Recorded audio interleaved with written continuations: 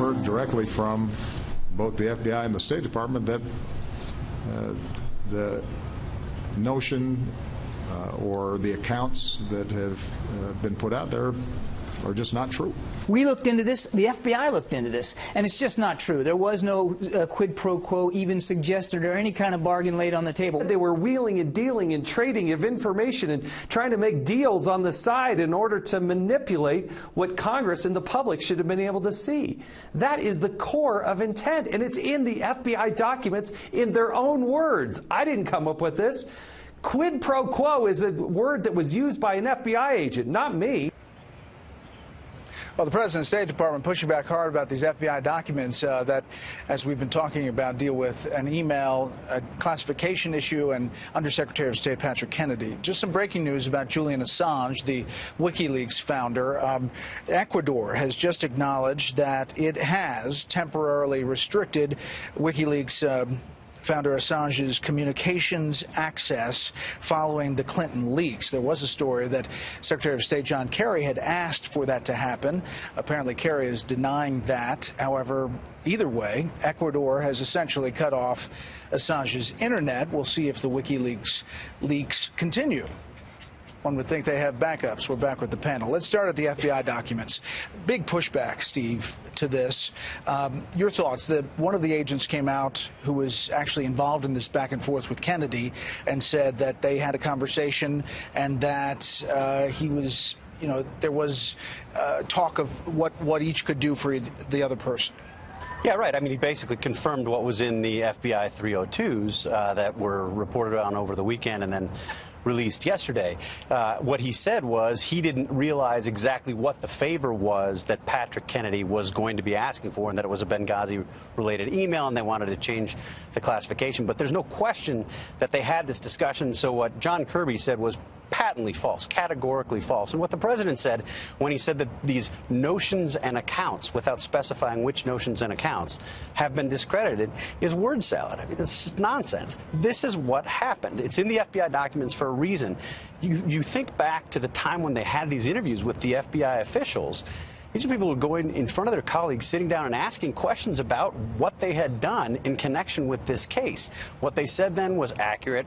What this official who spoke publicly today said confirms that what they said was accurate. Heidi, this is why people hate Washington. Yeah. I mean, the whole thing. Yeah.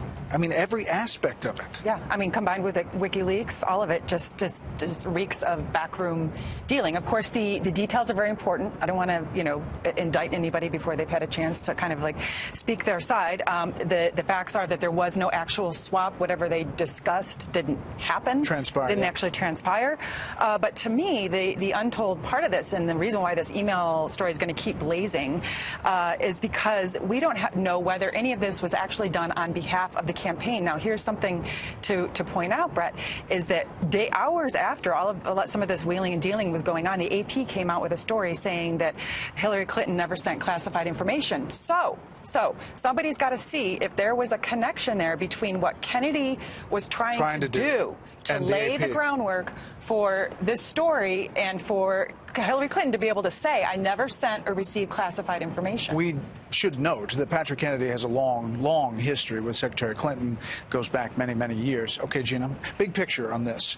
Not only this, but WikiLeaks and how it influences this race. Well, I think you couple this with, you know, for example, you know, all of the illumination that has come out in the last few days, even in the last week, from James O'Keefe's videotapes to the WikiLeaks and everything else, and you start to get a picture of just things happening behind the scenes without the people ever being aware of it. I think that plays well to Mr. Trump's campaign. But here's the thing: you have to also know how many of the American voters really care, because the thing I hear so often when we hear this is, well, if Mr. Trump is elected, he'll probably operate the same way. This is just politics in America.